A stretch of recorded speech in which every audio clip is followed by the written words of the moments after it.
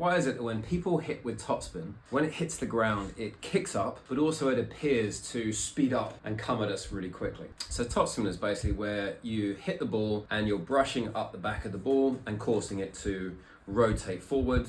Now, as it flies through the air, what happens? The ball travels, and because it's spinning, the air on top is dragged because the ball's turning forwards. The air underneath moves faster, so you get the Magnus effect where you get high pressure on top, low pressure underneath, which causes the ball to dip. Now, just before it comes down to bounce, you typically see a topspin shot will violently dip down. And what that does is it changes the angle at which it approaches the court. Because of that, as it hits the ground and it's spinning forward, number one, it bites into the court, which creates a lot of friction, which then makes it lose less energy compared to a flat ball hitting the court and bouncing off with no spin. So therefore, it has more energy compared to a flat shot, and that energy combined with the angle it's dipping down makes it kick up higher than we might expect with a flat shot. The second part is around the fact that everyone's probably experienced somebody really hits up the ball and gives it lots of RPM, so heavy topspin. As it hits the ground, we line up and the ball suddenly feels like it speeds up and we end up hitting late if we're not used to it. So why is that? Well, the thing to understand there is the ball doesn't accelerate. It's slowing down, always slowing down. What is happening though, because you have that spin on the ball and it grabs and bites the surface, it retains more of the energy after the bounce, again, compared to a flat shot with no spin on it. And given most of us, unless we are practicing with someone who hits heavy topspin all the time, we're probably more used to having our timing set up to